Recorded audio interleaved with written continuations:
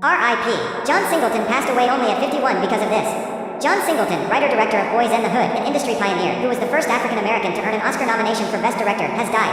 He was 51. A Singleton family rep says he passed peacefully, surrounded by his family and friends. The news comes more than a week after the famed director suffered a massive stroke. As we first reported, John's mom, Shelley Award, filed legal docs asking the judge to appoint her temporary conservator because he was unable to properly provide for his personal needs for physical health, food, clothing, or shelter. He had been in a coma in ICU at the Cedars-Sinai Medical Center in LA. The Boys and the Hood director suffered the stroke 12 days ago after returning from Costa Rica and experiencing problems with his legs.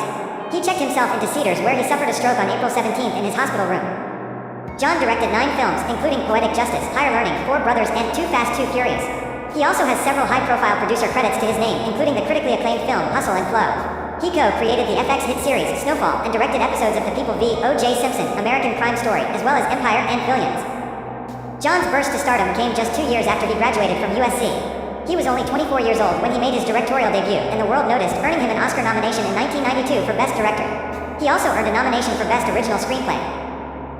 He heavily guarded the project from start to finish, only allowing The Breakfast Club director John Hughes to read his script. Raised in South Central LA and coupled with the fact Boys was set in the same area, John refused to let anyone else direct his film. His family issued a statement, saying, "We are sad to relay that John Singleton has died." John passed away peacefully, surrounded by his family and friends. We want to thank the amazing doctors at Cedars-Sinai Hospital for their expert care and kindness, and we again want to thank all of John's fans, friends, and colleagues for all of the love and support they showed him during this difficult time. The Singleton family. Singleton turned his attention to working in TV in recent years as his filmmaking opportunities became narrower and less interesting to him. He earned an Emmy nomination for directing the powerful, The Race Card episode of FX's 2016 miniseries The People v. O.J. Simpson, American Crime Story. I got them in a room. I said, "It's an LA story. I'm from LA, I met O.J. I gotta be part of this." Singleton said, "I said, you guys gotta get this right. You have to have a real black perspective on this, you can't just whitewash it." Singleton left the room with a commitment that led to his directing the episode, The Race Card, an unflinching look at the racial politics in play during Mark Furman's testimony in the defense team's redecorating of Simpson's Brentwood home for the jury's visit. That episode of the much-lauded series landed Singleton nominations for an Emmy and Directors Guild Award. The following year he launched 2 drama series, Bet's Rebel and FX's Snowfall, Rebel, which revolved around a savvy female detective, lasted 1 season. Snowfall, which examines the rise of the crack cocaine epidemic in Los Angeles in the early 1980s, has been renewed for a 3rd season to air in 2019. He also directed episodes of Billions and Empire. Singleton is survived by 5 children. John's family said, like many African Americans, Singleton quietly struggled with hypertension. More than 40% of African American men and women have high blood pressure, which also develops earlier in life and is usually more severe. His family wants to share the message with all to please recognize the symptoms by going to heart.org. The family also revealed something we didn't know. He kayaked in Marina del Rey every morning. They also said his greatest joy other than making movies was sailing his boat Jay's Dream up and down the Pacific coast.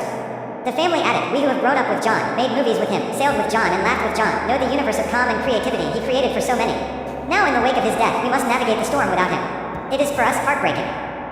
John was married only once to Ghanaian actress Akosua Gyamamabusha in October 1996. They divorced a year later. He's survived by his mom and 5 children. John was 51. RIP. Thanks for watching, like, share, and subscribe for more.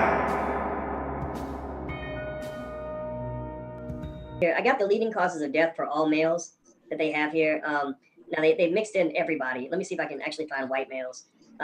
White males, let's see, they got by age group.